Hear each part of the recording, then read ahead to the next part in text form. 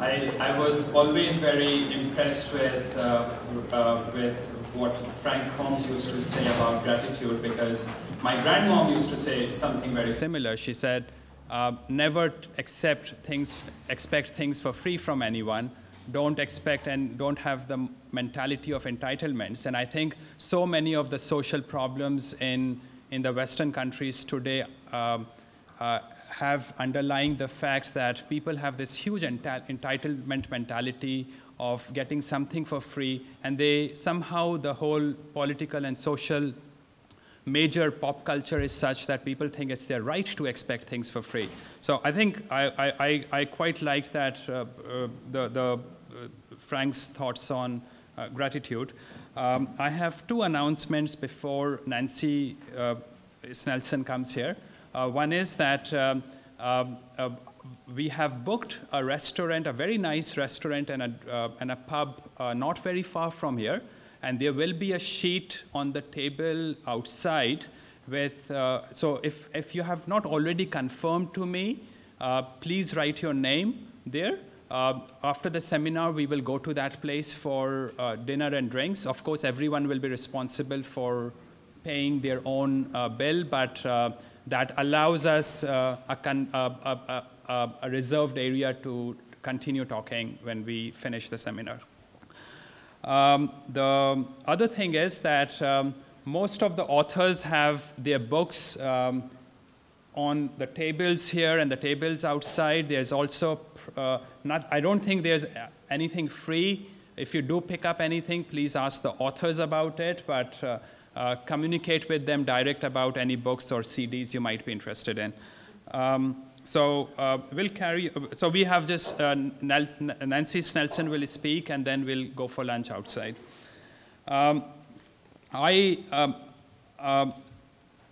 2 years back, I came across Jay Stuart Snelson's V50 CDs, and that was very generously gifted to me by two friends of mine from St. Kitts. Influenced by that, we invited Mr. Snelson to speak here as the keynote speaker last year. I was personally very influenced by V50, and I know there are at least 7 or 10 people here who have come here, who have kept coming here after listening to V50. Mr. Snelson stressed the importance of questioning the paradigms in our lives and how false paradigms, erroneous paradigms based on faith and superstition threaten our civilization.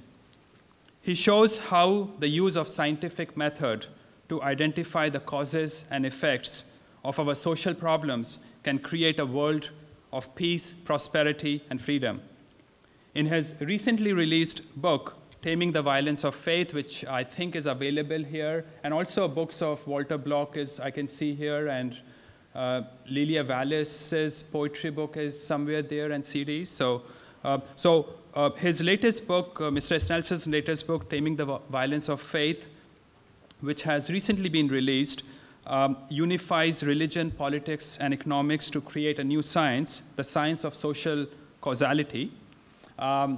Mr. Snelson was supposed to come and speak here today, but unfortunately he passed away 6 months back at his home in Southern California. In his place, we are honored to have his wife, Nancy Snelson. Ms. Snelson became a student of Jay Snelson in 1973, and they married 26 years ago. The focus of her life has been, and I think it continues to be, to promote the work of Jay Stuart Snelson. So I invite Ms. Snelson to come and talk to us. Thank you.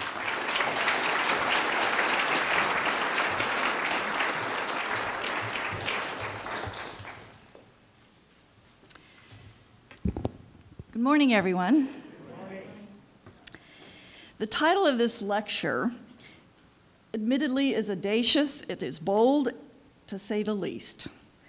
But why is it so audacious? Why is it so bold? The reason is because there have been many attempts to unify science and religion, but this has never been successfully done, at least not that I'm aware of. And there have been some attempts to unify science and economics, but I don't think that's ever been accomplished either. The man who came the closest in the 20th century, many of you are familiar with, and he happens to be Jay's #1 intellectual antecedent, and that is Professor Ludwig von Mises. In his Science of Human Action, which many of you are aware of, von Mises illustrates the matchless efficacy of the free exchange of tangible wealth in the marketplace. The second most important antecedent to the development of win-win theory is Andrew J. Galambos, who founded the Free Enterprise Institute in Los Angeles. Galambos gave cogent expositions on scientific epistemology and on the social technology of securing tangible and intangible wealth through proprietary ventures. The third antecedent is Robert Lefebvre. Robert Lefebvre founded the Freedom School in Colorado, where he gave original commentary to his students on maximizing social freedom. Now, von Mises, Galambos, and Lefebvre did not agree on how to achieve the goal of maximizing freedom. And in Snelson's case, he took an entirely different approach than von Mises, Galambos, or Lefebvre. And he calls that approach win-win theory, or the science of social causation. Now, before continuing on the subject of this lecture, which is namely unifying science, religion, and economics, two questions need to be raised. Can science and religion and economics ever be unified? If they can, why should we bother? The reason to consider this is not always obvious. Now, let me ask you a couple questions. Since the emergence of civilization 10 to 12,000 years ago, what have been the most destructive and catastrophic inventions of human ingenuity? Anybody want to take a guess?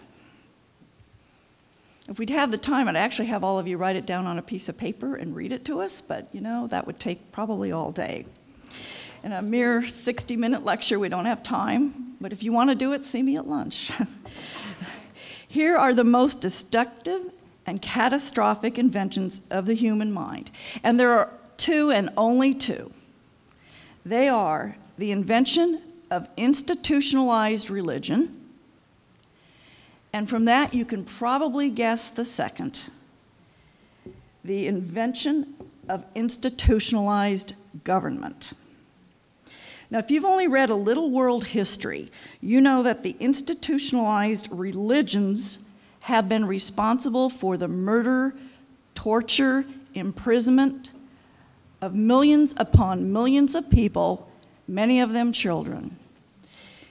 And if you read a little more history, you also find that institutional governments have been responsible for the murder, torture, and imprisonment of millions upon millions of people. And you may argue, well, you know, this has been going on for thousands of years. Both religion and government have incited violence forever. Why should we worry about it now? Especially since there may not be anything we can do about it. Well, as far as the survival of our civilization and our human species goes, unless you are one of the millions of victims of such violence who happen to be in the wrong place at the wrong time, you didn't have to worry about the destruction of civilization or the extinction of our species. That is until quite recently being World War II and 1945. Every literate person knows that 1945 marked the entrance of the nuclear age and the beginning of a world for the first time where human populations were threatened by the real use of weapons of mass destruction. How serious is this crisis? Well, Stephen Hawking gave us this warning. Life on Earth is at the ever-increasing risk of being wiped out by a disaster, such as sudden global nuclear war, a genetically engineered virus, or other dangers we have not yet thought of. Now, you may ask, is Hawking a rabid extremist or a naive alarmist? I don't think so. Even if you are knowledgeable about the magnitude of the crisis, the danger may be out of sight and therefore out of mind. India and Pakistan, for example, have had a long history of mutual hostility. The Hindus and the Muslims of Pakistan have already engaged in 3 bloody wars. The first of these featured the largest and deadliest tank battles since World War II. And as avid warriors, they take their warring very seriously. That now includes the Indo-Pakistan World War I of 1965, the Indo-Pakistan War II of 1971, and the Indo-Pakistan War III of 1999. Now, what sacred paradigms spurs these holy wars between the Muslims of Pakistan and the Hindus of India? It's the firmness of their faith that braces their devout belief in the practice of win-lose religion. For Muslims to gain, Hindus must be forced to lose, and for Hindus to gain, Muslims must be forced to lose. To be sure, India and Pakistan are a long way from Canada. You would think, well, whether or not they go to war, it's their problem, it's not ours. Or is it? Thus far, faith in their win-lose religions have only incited conventional conflicts, causing the usual carnage of ancient and modern warfare. But if Muslims and Hindus ever decide that it's time to unlock the fury of their unconventional arms, their lethal weapons of nuclear destruction, to wage a holy and glorious 4th Indo-Pakistan War, the collateral damage could surpass all of the damage in human history combined.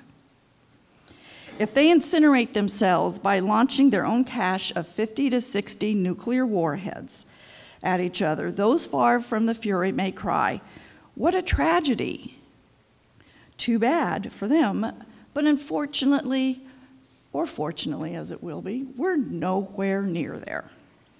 Well, if you know anybody with such a Pollyanna attitude, wish them goodbye and good luck. Because wherever they may be, there is no safe harbor. Many of you have never been to Pakistan or India, which are on the other side of the world. But even if you live in North America or Africa or wherever, you might as well be at ground zero. And here's why. If there should ever be an Indo-Pakistan War IV, we have a potential for a catastrophe that even if you live in far-off places, you and your family could become mortal statistics. Americans Alan Roebuck, professor of climatology at Rutgers University, and Owen Toon, chair of oceanic and atmospheric sciences at the University of Colorado in Boulder, they and their colleagues in their research have reached this grim conclusion. New analysis reveal that a conflict between India and Pakistan, for example, in which 100 nuclear bombs were dropped on cities and industrial areas, only 4/10 of the world's more than 25,000 warheads, would produce enough smoke to cripple global agriculture. A regional war could cause widespread loss of life, even in countries far away from the conflict. In short, these scientists have concluded that a limited regional nuclear war could blot out the sun, starving much of the human race. With deadly implications, it turns out that launching less than 0.5% of existing nuclear arms in some minor regional war could be enough to induce nuclear winter. As destructive as nuclear and chemical weapons may be, an even more frightening weapon looms. Does anybody want to take a guess at what it is?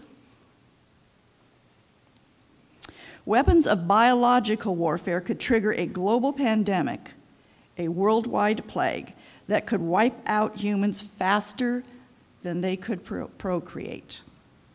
The crisis for civilization and our human species has been rising since 1945. But what has unifying science, economics, and religion got to do with ending the crisis? Well, I'll get to that in a moment, but first I have to identify in a few words the underlying cause of the crises. It has to do with the quality of world education. There's a crisis in education that never makes the evening news, and we are on the verge of destroying both civilization and our species with this one decisive failure. The fundamental causes of the crisis of human survival is the miseducation of the educated classes. Miseducation comes in three varieties.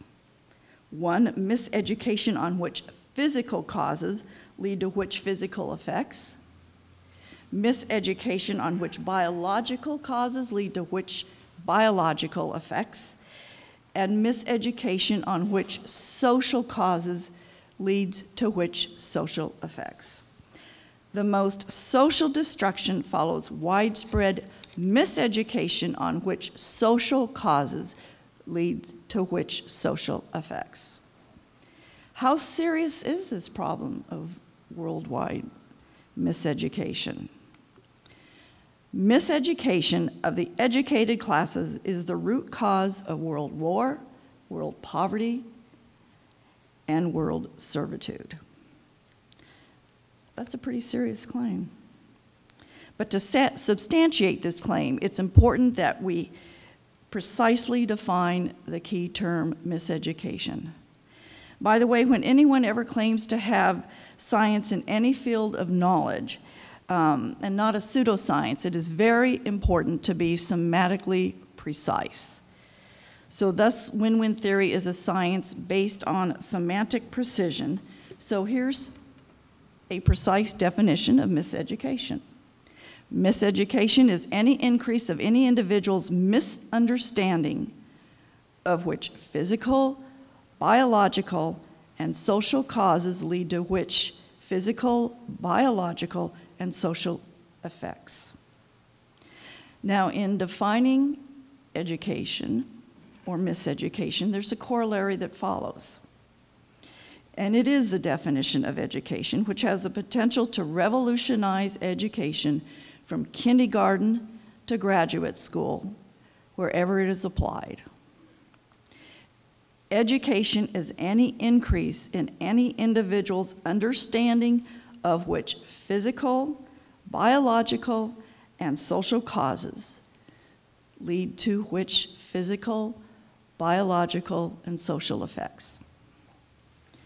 In today's schools of higher learning, I'll say that in quotes, especially outside of the physical and biological sciences, students are largely gaining a miseducation on which causes lead to which effects. This travesty of education cannot continue indefinitely, at least not in this age of nuclear weapons.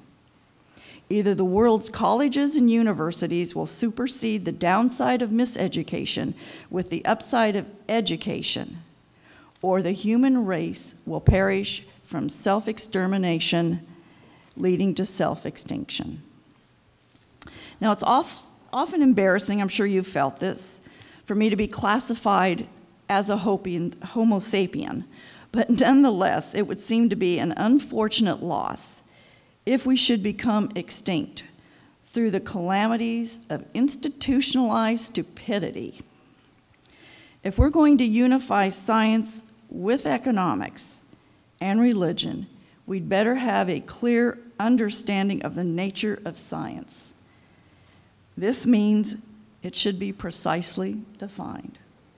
Science is the observational a posteriori method of identifying and verifying the causes of physical, biological, and social effects. Now, in contrast, if we don't want to be caught up in the misadventures of pseudoscience, we should also identify what pseudoscience really is. Pseudoscience is the imaginary, a priori method of determining the causes of physical, biological, and social effects. In the end, there are only two approaches to understanding cause and effect: imagination of causality or observation of causality. In the physical sciences, through the work of Galileo, Newton, and others, imagination of physical causality, it's been superseded by the observation of causality. Now, in the biological sciences, through the work of Pasteur, Darwin, and Mendel, the imagination of biological causality has been superseded by observation of biological causality. Now, one of the aims of win-win theory and the science of social causality is to play a role in superseding the imagination of causality with the observation of causality. The most profound paradigm shift in human history is the ongoing shift from reliance on imagination of causality towards reliance on the observation of causality. And it's critical for our survival. In a world where pseudoscience is often masquerading as science, it's critical to draw a precise line of demarcation between science and pseudoscience. We now need to define economics. Like science, economics comes in two brands. Win-win economics is the a posteriori, after observation, of maximizing the causes of prosperity and minimizing the causes of poverty through voluntary exchange. If you have a precise definition of win-win economics, then it's sort of easy to define win-lose economics. Win-lose economics is the a priori, before observation pseudoscience that claims to maximize the causes of prosperity and minimize the causes of poverty through institutionalized involuntary exchange at gunpoint. Of course, all Marxian economics are win-lose economics at gunpoint. All interventionist economics, whatever the brand they come in, are win-lose economics at gunpoint. Finally, in unifying science, economics, and religion, we need to define religion. Religion is any a priori belief system on divine deities and their commandments to humans on what to believe and how to act. Now that I've defined science, economics, and religion, can they somehow be unified? Is there anything that could lay a foundation for unification? And this is a formidable problem because science is an observational, a posteriori discipline, and religion is an imaginary discipline. Science claims to discover causality through observation, and religion claims to discover causality through imagination without observation. To solve this incompatibility between science and religion, the question can be asked, is there a central element of all major religions which is a fundamental religious practice that, when applied by the faithful, can be observed to verify and foster the social effects that nearly everyone wants, namely world peace, prosperity, and freedom? On the premise that most people prefer peace over war, prosperity over poverty, and freedom over servitude, here's the question. Is there a religious principle that we can observe to bring these lofty aims to fruition when such a religious principle is practiced by believers and non-believers as well. Historians of religion have long noted a rule of conduct that is common to all religions. From the time you were a child, you have heard of this. It's the Golden Rule. The Golden Rule has been around for ages. It's a very, very old idea. In fact, the Persian religious teacher Zoroaster of Babylonia, which is now Iran and Iraq, defined one of the earliest examples of the Golden Rule. Whatever is disagreeable to yourself, do not unto others. This was 2,600 years ago, before the founding of Christianity, by the way. A century later, 2,500 years ago, we have the Hindu Golden Rule. This is the sum of duty. Do not unto others which would cause you pain if done unto you. In the same century, the Buddhist Golden Rule. Hurt not others in ways that you yourself would find hurtful. Once again, in the same century, we have the Confucian Golden Rule. Is there one maxim which ought to be acted upon throughout one's whole life? Surely it is the maxim of loving kindness. Do not unto others what you would not have them do unto you. Again, in the same century, which is 25 centuries ago, Lao Tzu gave us the Taoist Golden Rule. Regard your neighbor's gain as your own gain, and your neighbor's loss as your own loss. Now, 5 centuries later, one of the most famous leaders in Jewish history, Palestinian Rabbi Hillel, gave us the Judaic Golden Rule. What is hateful to you, do not to your fellow men. That is the entire law. The rest is commentary. I love that one. Hillel says, here is the entire rule of behavior in one sentence. The entire law, which is in what he meant is the Torah, which is the first 5 books of the Old Testament, is merely commentary on how to apply the Judaic Golden Rule, which says, what is hateful to you, do not to your fellow men. Nearly a century later, we have the Christian Golden Rule. So in everything, do unto others what you would have them do unto you, for this sums up the law and the prophets. And 12 centuries after the Christian Golden Rule, we have the Islamic Golden Rule. No one of you is a believer until he desires for his brother that which he desires for himself. Now, the ancient Golden Rules, as an overarching code of ethics for all humans, share a common theme.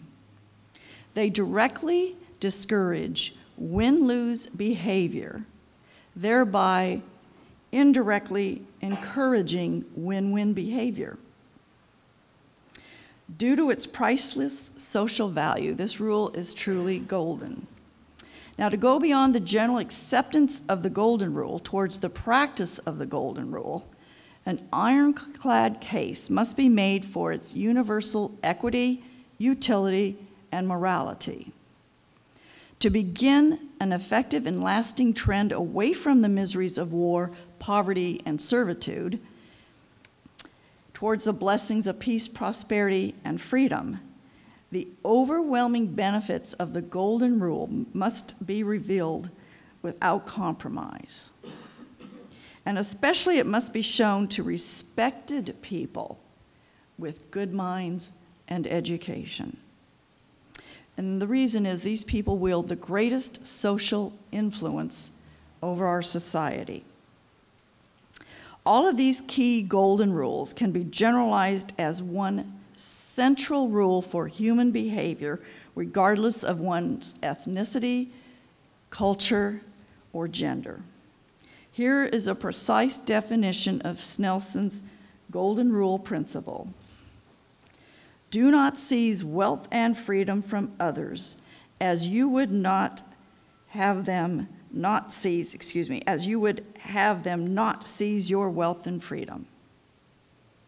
Do not seize wealth and freedom from others, as you would have them not seize your wealth and freedom. The seizure of wealth and freedom involves involuntary exchange, which is win-lose exchange. The golden rule principle demands avoidance of win-lose exchange in all human affairs. If you avoid win-lose exchange, then what's left? The only other human action available is win-win exchange. Win-win exchange is the act of gaining through the gain of others without gaining through their loss by force or fraud. Wherever there is win-win exchange, the social effects can be predicted by win-win theory through the operation of the principle of win-win exchange. Win-win exchange creates wealth, expands freedom, and establishes peace. The principle of win-win exchange is a scientific prediction from win-win theory. Like all scientific predictions over time, either the prediction will come true or it won't. If the prediction can be observed by various independent observers to come true, we call that scientific verification. On the other hand, if the prediction can be observed by various independent observers to not come true, then that's called scientific falsification. We can observe that win-win exchange is the cause of peace because it is a peaceful exchange, which is a free exchange. As the creation of win-win exchange rises, so the creation of peace will rise. Peace is a byproduct of win-win exchange. Moreover, we can observe that win-win exchange is the cause of prosperity because it is the prime creator of new wealth. As the creation of win-win exchanges, so the creation of prosperity rises. Therefore, prosperity is a byproduct of win-win exchange. Furthermore, observation reveals that win-win exchange is the cause of freedom because it is a mutually voluntary exchange. So as the creation of win-win exchange rises, so the creation of human freedom rises. Freedom is also a byproduct of win-win exchange. Now we can verify through observation that the greatest human gains flow from the win-win domino effects of creating peace, prosperity, and freedom for all to enjoy, which includes every religious believer as well as non-believers. These, therefore, a posteriori conclusions are reached by observing the operation of the principle of win-win exchange. Here it is again. Win-win exchange creates wealth, expands freedom, and establishes peace. Its operation as a principle of social action can be seen by anyone that's willing to look. It's a key principle for revealing which social causes lead to which social effects. The Golden Rule principle, once again, do not seize wealth and freedom from others, as you would have them not seize your wealth and freedom. The practice of this principle does not allow for win-lose exchange. As I emphasized, the only other principle to follow is the principle of win-win exchange. Win-win exchange creates wealth, expands freedom, and establishes peace. Now, to gain a deeper understanding on how we can optimize the causes of peace, prosperity, and freedom, it's necessary to understand what optimizes the causes of war, poverty, and servitude.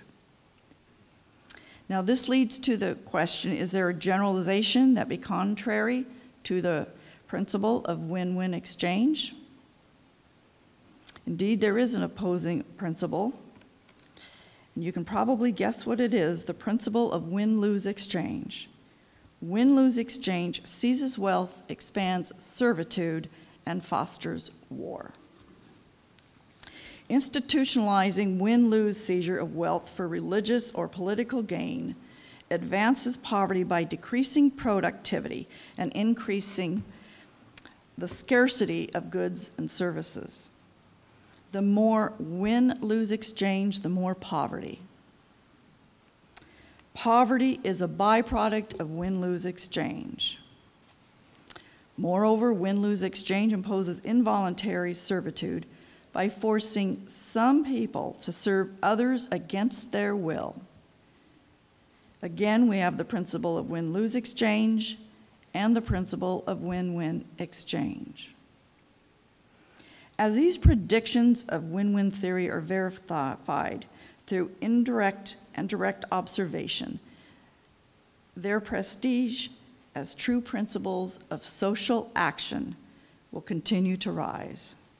More importantly, their verification confirms the unification of science, economics, and religion. The golden rule principle of win-win theory gives semantic precision to the overarching theme of the ancient golden rules from Zoroaster in the 6th century BC to Muhammad in the 12th century AD. Win-win economics explains the true causes of wealth creation.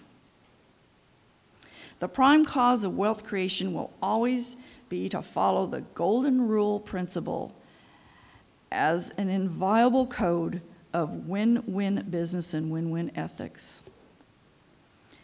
In contrast, where the principle of win-lose exchange is applied to society, one of the social consequences is always the expansion of involuntary servitude. And we can observe that all involuntary servants are unfree, even as their masters from their seats of authority, mainly in Washington, D.C., trumpet the liberty and freedom of their involuntary servants. The contrast is blatant.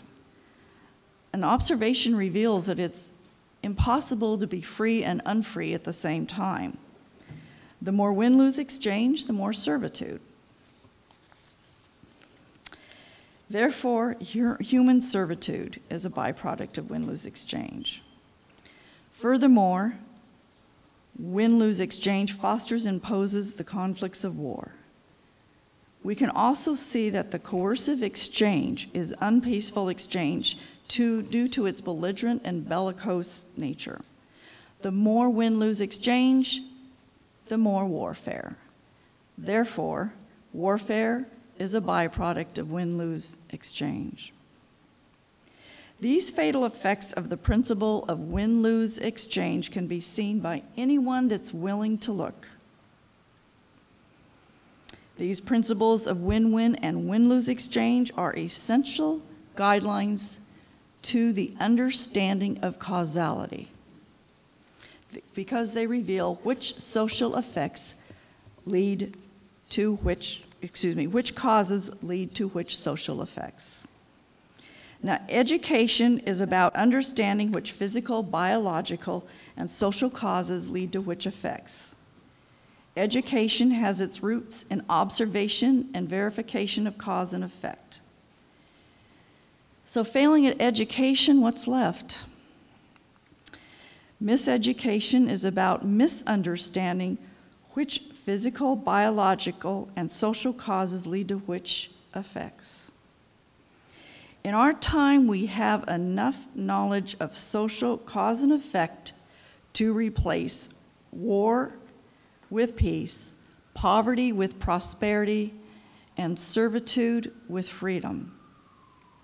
However, we first have to falsify much of conventional wisdom on how to accomplish these lofty aims. In falsifying conventional wisdom, there's only one thing we have to falsify, fortunately. There's only one barrier to minimizing world war, world poverty, and world servitude, and maximizing world peace, prosperity, and freedom. There's not 3 barriers. There's not 12 barriers. There, fortunately, is only one barrier. And the barrier comes in the form of a paradigm. a worldview of social reality.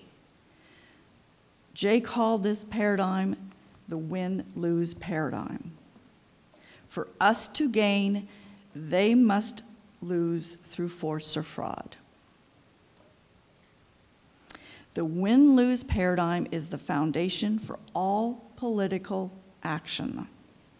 It's the basis of political socialism, political fascism, political democracy, political communism, and political theocracy. Everyone believes their paradigms of causality are true. We all do. Thus, everyone is geared by, or steered by, if you will, their paradigms of causality.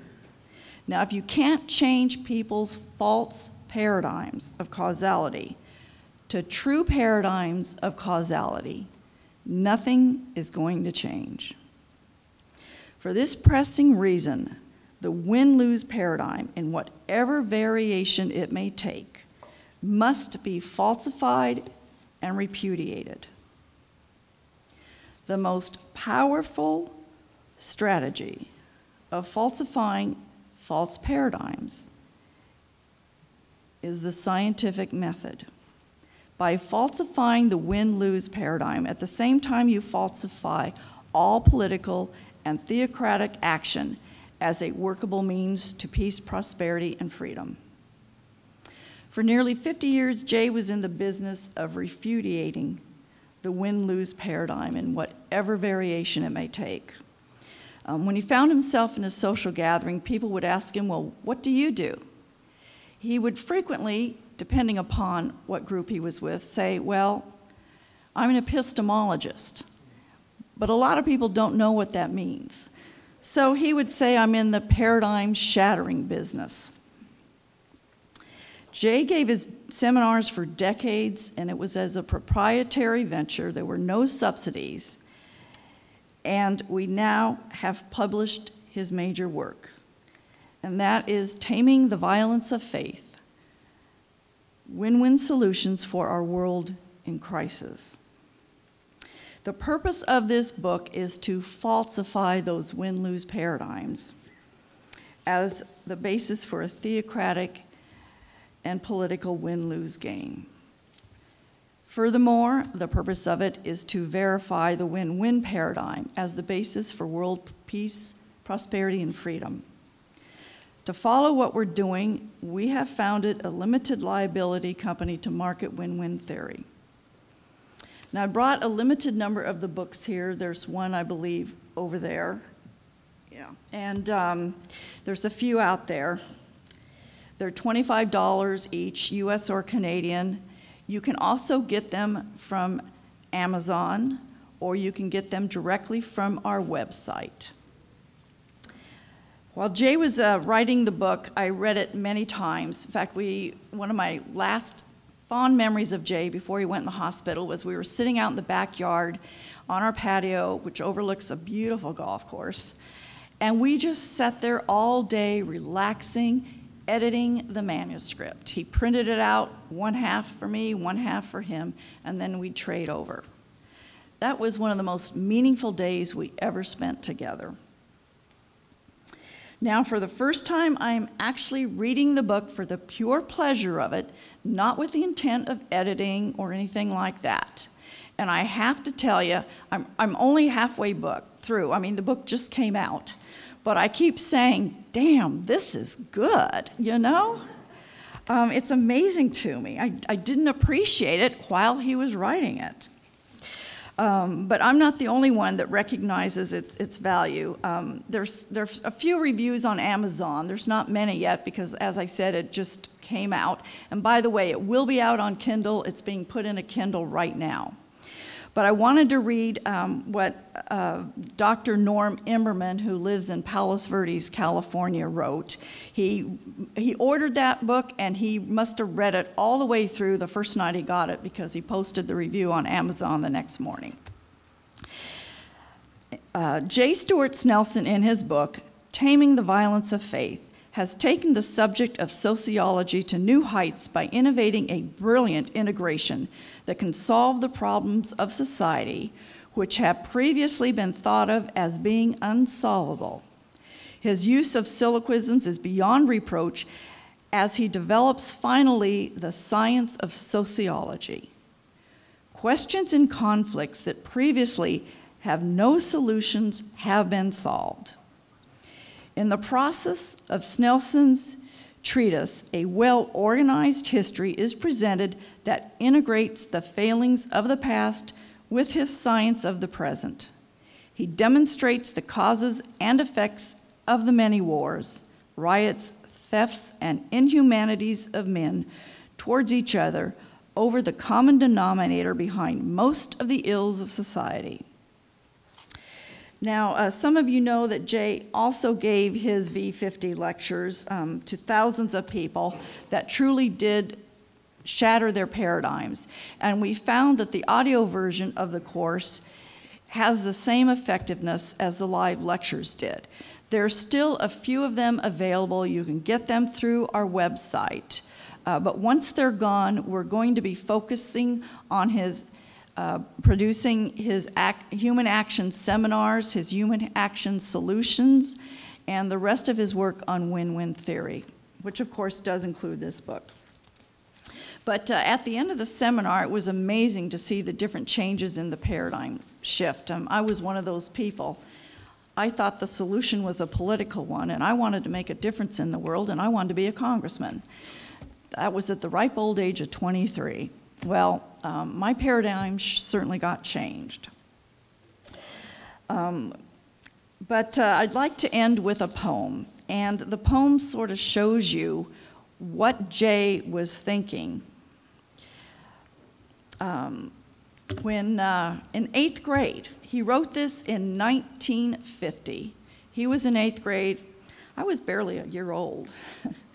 But it's called A Losing Fight, and it is in the beginning of the book. The world today is not so gay, fighting and bickering all the way. Who knows when war may start and tear this mad old world apart? Some men fight to show their might, others still for the want to kill. If countries shall make war again, I promise you no one will win. Now, here we are 62 years later. Has anything changed? Well, with enough knowledge of social causality, you can have an opportunity to make a change by influencing the people you know and help them make the grand paradigm shift, the shift away from win-lose paradigm towards the confidence in the win-win paradigm. Thank you.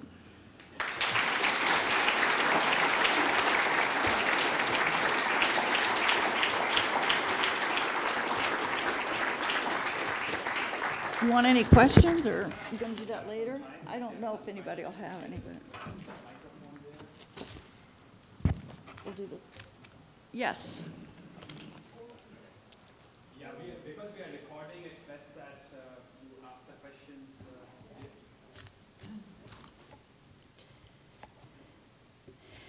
And by the way, Jay's DVDs, or CDs, I should say, are a heck of a lot better than what I just did. I assure you. Check. Hi, so we've had the golden rule for about 3,000 years. The difficult part is, how do we get people to follow it? Well, you have to start by living it. But you have to influence people. You have to be able to show them the benefits of it. People don't see the benefits of it. And the problem is, people think they're following the golden rule all the time, when in fact they're not. And I maybe am opening a can of worms, but every time you go to the voting booth, you draw that curtain and you cast a vote, guess what? You're not following the golden rule. You're choosing who is going to control the gun. Nothing more. That's all it is. And what you have, I mean, what I do personally, what you do is up to you, but I don't vote. I mean, I don't want to support a win-lose paradigm. So we ourselves have to start taking the actions that are necessary. So I know a lot of you may not like that, but it's the reality, and it's observable, by the way. Anybody else?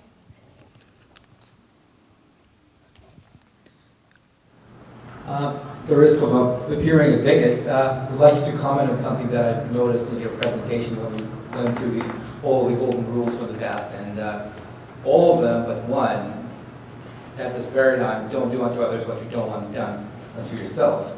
Whereas the Islamic one is do unto others what you do want done to yourself. Would you want to comment on that? Well, do you want yourself and your family blown up with a nuclear bomb? Or a lot of them think that they, well, from how I read it, is that if they find, having to pray every day is something that's desirable, that's why they want to impose it on everybody else.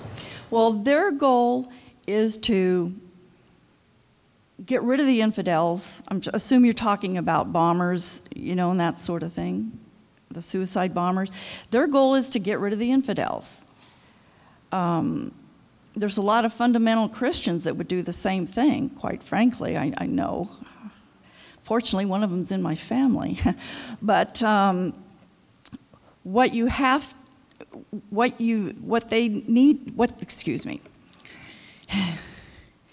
their goal is to increase the Islamic faith. If they want to do that, they're not going to win any friends by bombing people. You have to show them how they can achieve their goal. And achieving their goal is not done through bombs. Achieving their goal is actually done through win-win exchange and practicing the win-win paradigm. But would you not agree that the wording of that specific version of the Golden Rule is very different from all other ones? Yes, it is different. It is different. But, I think the underlying theme is still there. All right, thank you. I think the distinction is one of them says you should do something, you should take action that you would want other people to take against you, and the other says refrain from action that you don't want done to you. So what would the distinction be there? In your mind, which is more effective? Well, I like Hillel's the best. All the rest is commentary. He sort of says it. But, Confucius, do not unto others what you would not have done unto you. That, to me, sort of says it all. You want, because, the problem with the Christian golden rule, from my viewpoint, do unto others as you would have them do unto you. Well, what I may want done unto me may be different than what you want done unto you. So, don't do unto me what I don't want to be done unto. Does that make any sense? Yeah, it does. Actually, I have a question too, and that is, what's the difference between a cause and a necessary condition? I was trying to think through this. Is freedom a necessary condition for win-win, even if it's limited freedom? For example, a black market transaction could be win-win. It's not freedom in front of the law, but it's a free exchange between the two people. So is freedom a necessary condition, or is it actually a byproduct of the exchange? Freedom is a byproduct of a win-win exchange. You've got to have a win-win exchange before you can have freedom. Does that make is that answering your question? I'm still a bit confused, so maybe at the table afterwards anybody else who's interested in it, we could toss it around. Well, there's nothing wrong with the black market. No, that's not the point. The point is freedom a necessary condition in order to make a win-win exchange? Or is it a byproduct of the win-win exchange? In my mind, it sounded like a question. Yeah, it's a byproduct, but yes, you can't have like a win-lose exchange. That's not freedom. Every time I pay my taxes, It's a win-lose exchange. That is not freedom.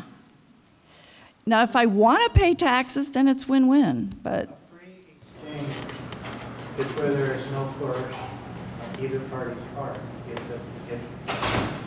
So a free exchange is one where neither party is being coerced by the other party. That's directly from your husband. Yeah, yeah. Freedom is the result of that. Yes, freedom is a result of win-win exchange. Okay, yes. Hi, I'm Walter Block, and I'll be giving the last speech, and I have a lot of criticisms of your talk because I favor libertarianism, not this other philosophy that you've been espousing. I figured you would, by the way. And I thought it was unfair if I just spoke without giving you a chance to reply, so that's why I'd like to bring Go right ahead. points now so that you can reply. With regard to politics, I'm a big fan of Ron Paul, and I've got a book out there espousing his benefits, and I don't think that voting for him is a per se violation of the non-aggression axiom, which is one of the essences of libertarianism. Indeed, I think he has converted more people. I'm not speaking up loud enough? Oh, hello? Better? Oh, sorry, thank you. I said that I want to give this lady a chance to respond to my criticisms that I would otherwise make afterward, and she wouldn't have a chance to reply. I don't think that there's anything per se wrong with voting. I mean, Ron Paul has probably converted more people to libertarianism than anyone else, including Ayn Rand. It's interesting that when he was at the South Carolina debate, he talked about the Golden Rule, and he got booed, but I'm not that big a fan of the Golden Rule because, let's say I'm a masochist. I like being punched. So now I can punch you? I mean, that's silly. It's a violation of the libertarian axiom. And this thing about freedom, it sort of violates voluntary slavery. My child is going to die from a dread disease, and it'll cost $5 million to cure him. And this man over here, Winston, has long wanted me to be his slave, and he's very rich, and he gives me the $5 million, and I give it to my son's doctors, and I save my son's life. And now I'm a slave, and I've got no more freedom. So my idea is that if you own freedom, and I think you do, then you have a right to sell it. But once you sell it, you're no longer free. So freedom isn't the key. The key, I think, is non-aggression. And also with religion, I don't think religion is per se a violation of the non-aggression axiom. I believe in God. I happen to be an atheist, but I believe in God. And that's not equivalent to initiating violence against anyone else. And I agree with you that government is an evil, but it's a per se evil because they necessarily create violence, but religion doesn't. So these are three of the issues that I think that we disagree on, and I'd like to hear your response. Well, first of all, religion has created more violence throughout the ages than just about anything else. I mean, what were the Crusades all about and everything? But to answer your question in its entirety would actually take an entire course, and that's why V50 was created. And that's one of the reasons for the book, because it does answer your question. Now, there's nothing wrong with you know, if you want to go to the polls and vote for somebody, and I do think of everybody out there to vote for the United States, Ron Paul is the lesser of the evils. But is the problem who is in the White House or who we elect? Is that the problem? Or is the problem the underlying government, the cause that fosters all of this? And that's, you know, it... Well, I agree Ron Paul isn't perfect, but the point is that if he's elected and he withdraws those troops, all of a sudden hundreds of thousands of people who would otherwise die in Afghanistan and Iran or wherever else will be saved. That seems to be pretty good. Now, this idea that religion foments violence, it does perhaps, but so do rock videos and some literature and movies. You know, they show movies and then people get into fights afterward because they get their dander up or something. The key is not whether something helps promote the violence, which religion sometimes does. The key is whether it's necessarily doing that. Look. As I say, a lot of things create violence, and with this win-win thing, you know, in a boxing match, there's a winner and a loser. And in a chess match, there's a winner and a loser, as long as it's voluntary. So I don't think that win-win is the key. It's rather voluntary action. Well, one of the things is there's a difference between win-win religion and win-lose religion. And Jay goes into that in the book. There is absolutely nothing wrong with win-win religion. Absolutely nothing. In fact, if you read the book, Jesus is actually one of the heroes in the book. Well, I think there are other people behind me. So well, I think we need to, are we ready for lunch yet, or? I'm happy to let you discuss if you want to, but those people who want to, some people might want to start going out for lunch, actually. And Yeah. What? Sorry?